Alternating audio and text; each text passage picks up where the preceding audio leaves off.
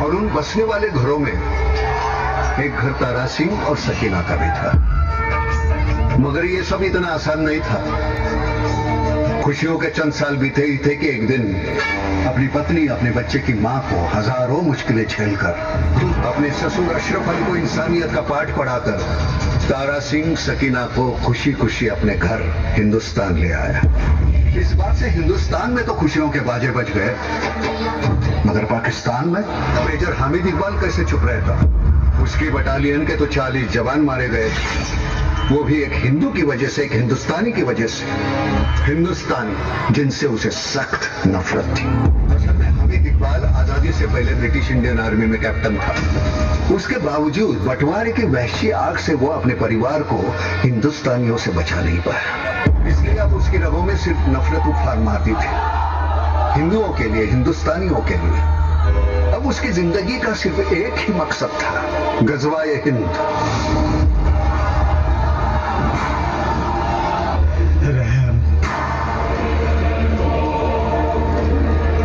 साहब जी, रहम की कोई कीमत नहीं है मजहब के बाजार में।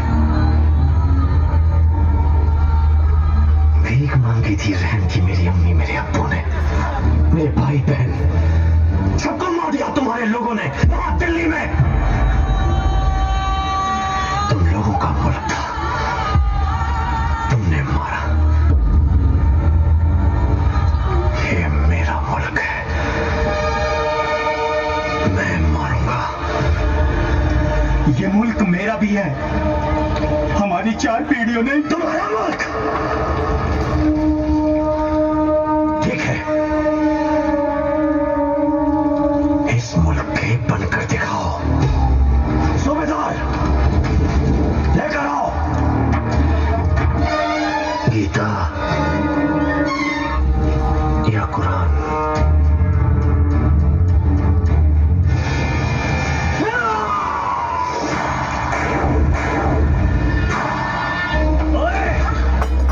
इसी ने तेरी मदद की थी ना।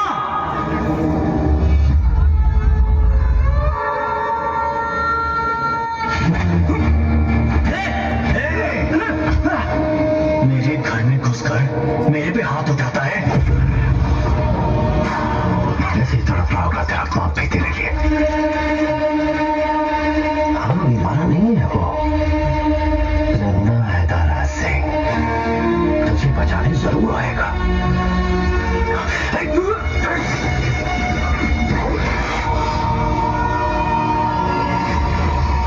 नमाज का वक्त हो गया है जनाब।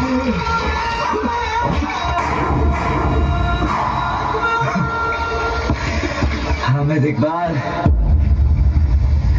जिसका बाप जिंदा हो, उस बेटे को क्या फिक्र। नमाज पढ़ने जा रहे हैं ना आप, तो अल्लाह से अपने लिए दुआ मांग लेना, मेरा बाप पे यहाँ ना आए। क्योंकि अगर वो यहाँ आ गया ना, उसने मेरी ये हालत देख ली,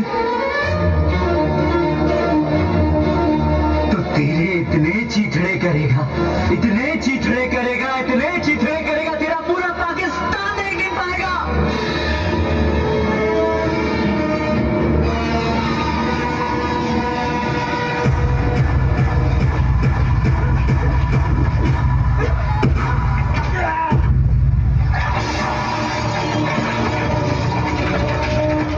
बिस्मिल्लाहिर्रहमानिर्रहीम। आज आप सब लोग इस जगह अपनी मर्जी से इकट्ठा नहीं हुए हैं, बल्कि अल्लाह के हुक्म से लाए गए हैं। आज से कुछ वर्ष पहले एक हिंदुस्तानी गुनहगार ने जो आगाज किया था, आज अल्लाह उसे अंजाम तक पहुंचाना चाहते हैं। नारे तकबीर।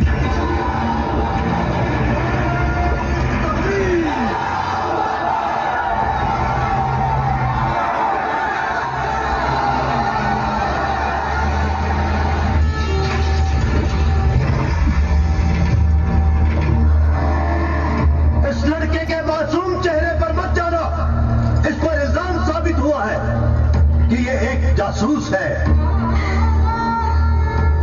और न सिर्फ नकली पासपोर्ट, नकली वीजा के जरिए ये हमारे में दाखिल हुआ, बल्कि इसने नकली मुसलमान बनकर इस्लाम की तौहीन की है। अपने जासूसी के कारनामों को अंजाम देने के लिए इसने भी अपने बाप की तरह पाकिस्तान की एक मासूम बच्ची को बरगलाकर अपनी मोहब्बत के जाल में फंसाकर उसकी असमत के साथ खिलवाड़ किया है। बेटी मुस्कान, ये बयान तुम्हारा ही है ना? इसमें जो कुछ लिखा है वो सब कुछ सच है ना? इस हिंदुस्तानी काफिर लड़के ने तुम्हारी असमत लूटी है ना? बताओ, आज इन सब के सामने अपना मुंह खोल के बताओ कि इसने तुम्हारी असमत लूटी है। ये दस्तखत तुम्हारे ही है ना? और ये जो दस्तखत है तुमसे किसी ने जबरदस्ती से तो नहीं करवाए?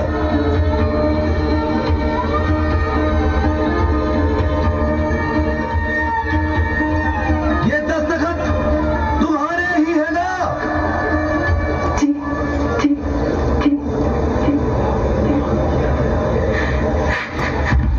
है इससे बड़ा कोई और गुनाह इस्लाम की नजर में? हमारे उलेमाओं ने कहा है एक दिन रज़्वाए हिंद होगा, एक एक हिंदू मुसलमान बनेगा और ये हिंदू हमारी मासूम बेटियों को बरगलाएंगे, उनकी असमत लूटेंगे, उन्हें हिंदू बनाएंगे।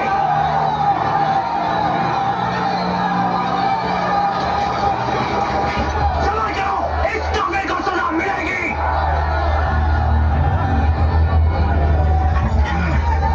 मान दो इसे तोप के मुंह में और देखने दो पूरी दुनिया को शरीयत का इंसाफ। वाह, क्या इंसाफ है तेरा!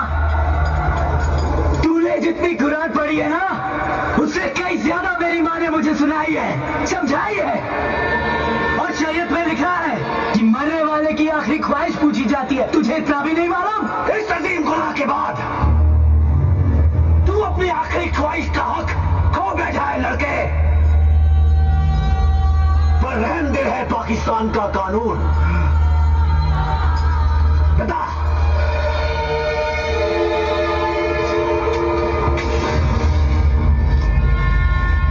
क्या है तेरी आखिरी ख्वाहिश? बेटा बाप से मिलना चाहेगा? तारा सिंह, बड़े मौके पर आया है तू। बाप के सामने बेटे का कत्ल, क्या मंजर है! मेरे 40 जवानों को मार कर गया था ना तू, आज मिलेगी मेरे कलेजे को ठंडक। जनरल साहब, मेरे बेटे को छोड़ दीजिए, वो बेकसूर है। तुम्हारी लड़ाई मुझसे है, मैं तुम्हारे सामने खड़ा हूं। मेरी लड़ाई हर हिंदुस्तानी से है। बहुत सुन कर लिए तुम लोगों ने हिंदुस्तान में मुसलमान भाइयों पर। अब हम उन्हें आजादी दिलाएंगे। कैसे आजादी दिलाओगे तुम? हिंदुस्तान मुसलमानों का है, हिंदुस्तान क्रिश्चियनों का है, सिखों का है, हिंदुओं का है, हर हिंदुस्तानी का है। और इन सब ने मिलकर आजादी की लड़ाई लड़ी है, कुर्बानियां दी है। अच्छा, और वो जो इस पाकिस्तान में बंगाली मुसलमान भाइयों को गुमराह करके मुक्ति वाली सेना बनाई है, उसका क्या? हमने कोई सेना नहीं बनाई, वो सब तुम्हारे जुल्मों का शिकार है।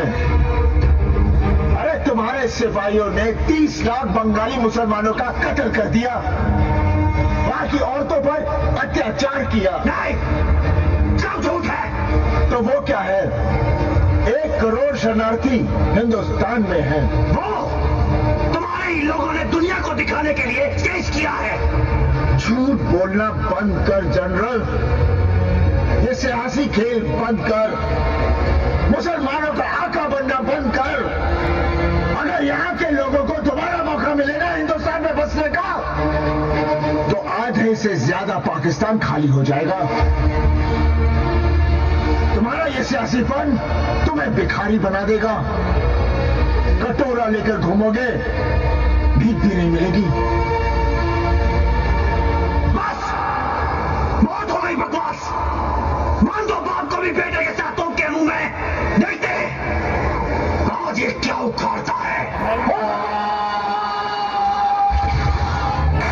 क्या तारा सिंह? क्या? कैसे भागेगा तू? यहां तो मेरा बेटा भी नहीं है गर्दन मरोड़ने के लिए। हम मेरे जवानों को कैसे मार कर जाएगा? मारे थे ना।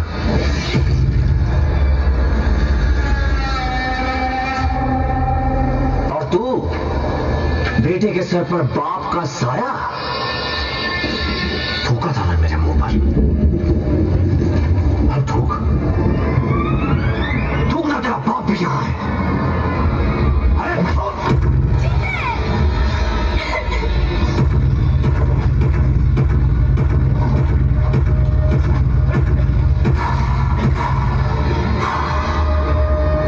हम यहां गज़वाए हिंद चाहते हैं और तुम हमारी बेटियों को हिमली बनाओगे।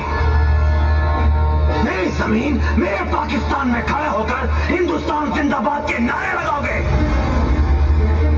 सूबेदार कैमरा ऑन कर।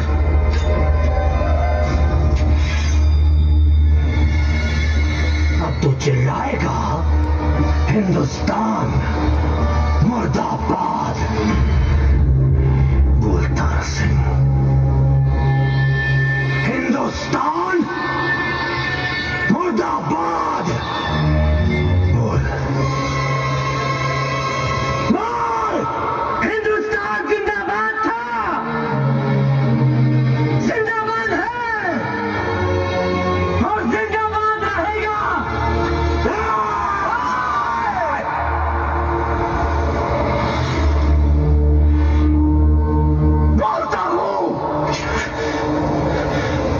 बोलता हूं,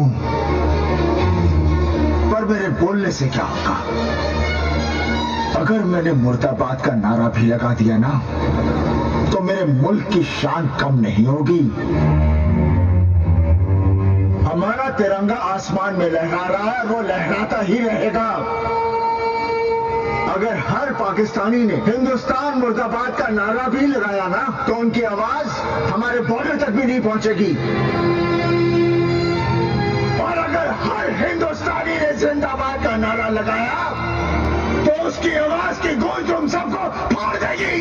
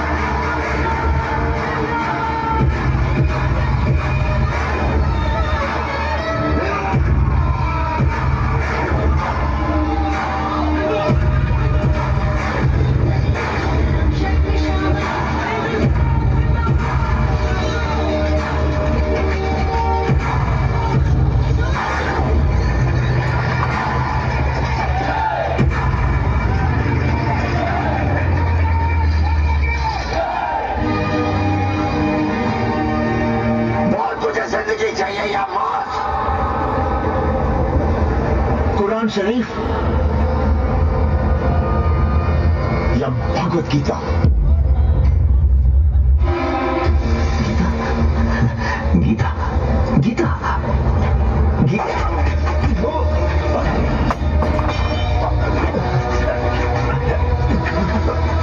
दोनों बच्चों को गले नहीं लगा सकता था?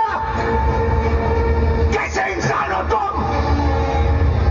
अगर अपने रसूल के रास्ते पर चलता ना, तो जज्बा हिंद नहीं, जज्बा हिंद की बात करता और दुनिया एक जन्नत होती।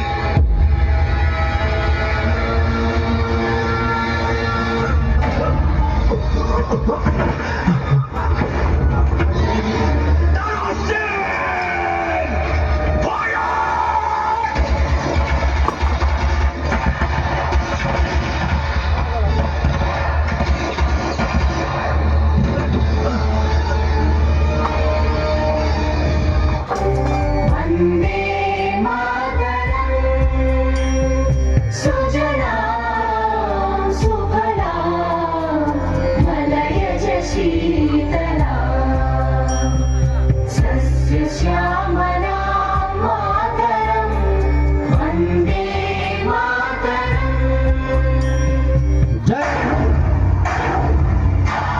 चलिए